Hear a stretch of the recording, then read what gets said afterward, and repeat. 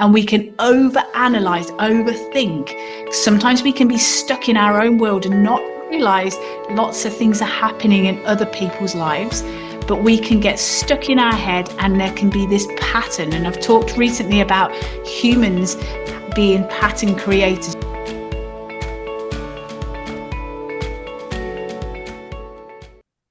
Hello and welcome back. Now, I'm going to share with you a very special episode today. I'm going to try and stay as dry-eyed as possible, and we'll go from there.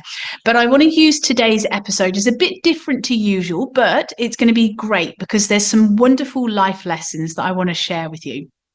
And it's just to let you know that as I record this, it's still very much up in the air, but by the time this goes out, I will be in the UK visiting my family and the event will be happening. So that's why I thought I'll share it now, and then it's ready for you. So it will be in special memory of my dear dad, who died at this point only 6 days ago. So I just want to share that with you, because it's really, really special.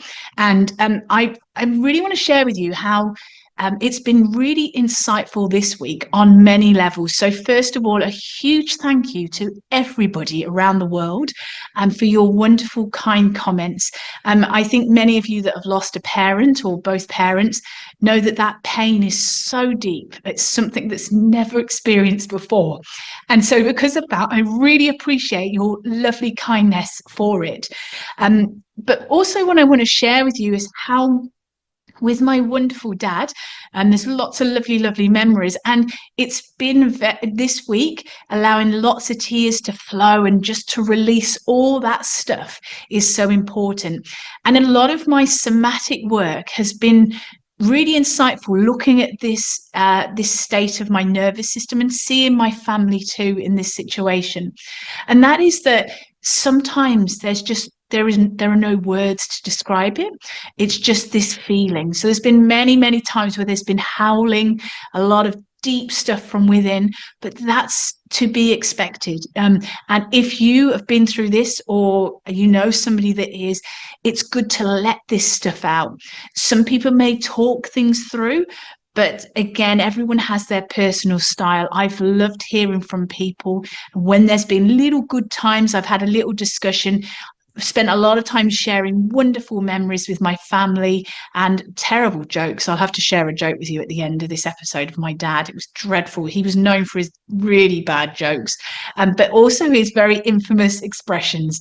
So it's lovely to reflect on somebody's life and the legacy that he's left. So he's left a legacy for all of the other generations of our family and all the ripple effect of people around him for conservation. He founded a charity in the UK for wildlife conservation, birds of prey, all that sort of thing. So you can see the importance.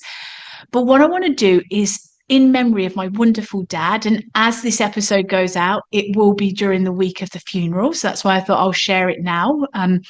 But I want to share some life lessons from my dad, because he was very wise, he was very shrewd, if anyone knew him, he was lovely, but he didn't suffer fools. He was very shrewd.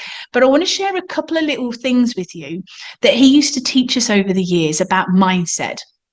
So the first one is this little story that he had, and it was all about rumination, about how we can churn things over and overthink and overanalyze. And I've always used this expression, so you may hear me mention it again now in the future, and you'll know where this has come from.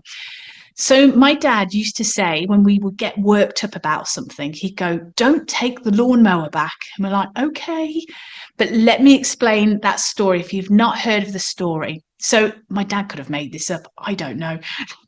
But basically what he said was, this man borrowed his neighbour's lawnmower. And so he had it for a really long time.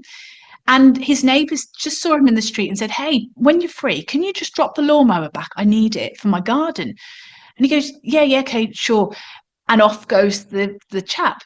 So this man's sitting in the house and he starts ruminating, he's over-analysing, over-churning. He's starting to create these stories all this stuff's getting embellished, going, he's obviously had it in for me. What have I said to him? Do we need to have a big discussion about this? Do we need to have a chat? What have I said? Have I offended him? I thought he looked a bit funny at me the other week. Why has he been so silent and distant from me? All of these sorts of things. Have we been there before? We've all been there before, haven't we? And we can overanalyze, overthink. Sometimes we can be stuck in our own world and not realize lots of things are happening in other people's lives, but we can get stuck in our head and there can be this pattern. And I've talked recently about humans being pattern creators. We can create a pattern that comes back into our life, and it can be we overanalyze or ruminate, or we think there's some issue when it's not the case. So this chap's got this lawnmower and he starts walking down the road to take it back to the original owner. And as he's walking down, he's still over analyzing, overthinking of how he must be offended. He's going to have a right go at him when he opens the door or the gate to welcome him in. He's got all these really catastrophizing thoughts in his head. So as he approaches the garden gate of this man, he opens the gate and the man goes, "Oh, wow, thank you." To which the man who's been ruminating just pushes the lawnmower at him and says aggressively, "Well, you can keep your lawnmower," and turns off and walks up the road. And the man just stood there going, "What have I done? I just wanted my lawnmower back." So although it sounds a very convoluted story, and I'm like my father, can't just make it in 2 sentences, but the moral of the story is don't take the lawnmower back. At times, our headset, what we think about, what we interpret, what we perceive, is a lot to do with the stuff going on in our head. And what we want to do is just try and let that go quiet and understand that it was just, when you've got time, can you drop me the lawnmower back? And he might have not been in touch with him recently, because if he's had that lawnmower for quite a while, he's probably been busy with other things, family commitments, all sorts of things can be happening. So sometimes when we live too much in our own life with our own world and we feed this negative narrative, it can really affect our interaction, not just with ourselves, but with other people.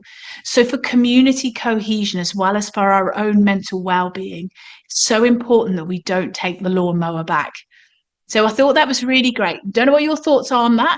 If you've got a similar story that you know, please share it in the comments below. I'd really appreciate it.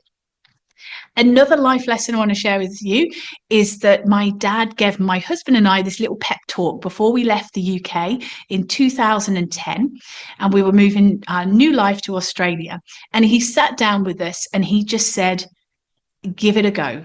He said the saddest words in the English language, or the saddest expressions, are "if only."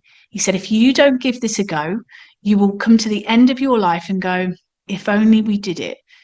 What would have happened? How would have our life changed? You know, think of those sliding doors moments.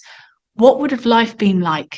And then he said to us, "Look, if it doesn't work out, you come back here, you can stay in our spare bedroom, get yourself back on your feet and get going from there." He said, "But if you don't give this a go, you'll never know what's going to be like on the other side." So he said, never walk around in life thinking if only. He said, do a calculated, very educated financial assessment to everything. And when you've made that decision, give it a go. And I believe very much in that whatever you do in life, as long as it's not an impulsive action, really take time to consider whatever the situation is. But if you've considered all the angles and discussed it, then give something like that a go.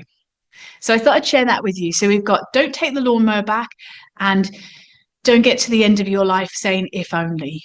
But like with my dad, he did lots of things over the years, and that's why he lived a very full, passionate life, and everyone knows him. So as I come to finish this episode, I want to share one of his terrible jokes with you. And that's one of the things that my dad is very well known for, to the point that he used to say these jokes and he went on a bit too long and would, elaborate on them and then forget what the joke was. And so my mum would come to the rescue and finish with a punchline because she'd heard it a million times. So I'm going to give you one which is terrible, but I'm sure it might make you chuckle.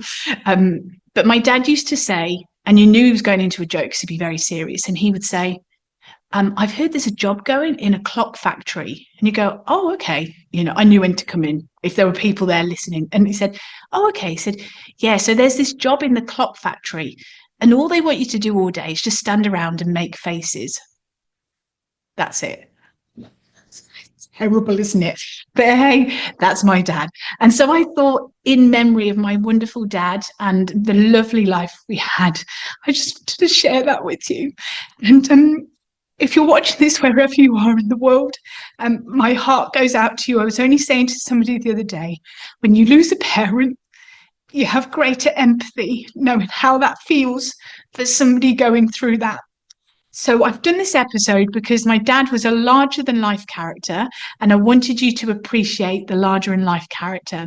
And I'm hoping that my mom and my siblings and other family members will hear this episode, and family and friends that listen to these episodes will also resonate or connect and agree with me that my dad, Roy, was a really lovely character.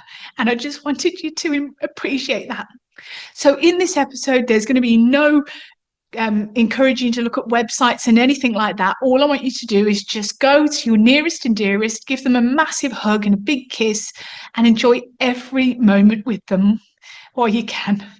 I will see you next time. All my love and my very best wishes. Take care. Bye. Thank you for joining me today. If you've enjoyed this episode, please leave a rating and also forward this on to somebody you know will benefit. To learn more about pain relief, plus how to improve your health and well-being, go to totalsomatics.com. Until next time, take care.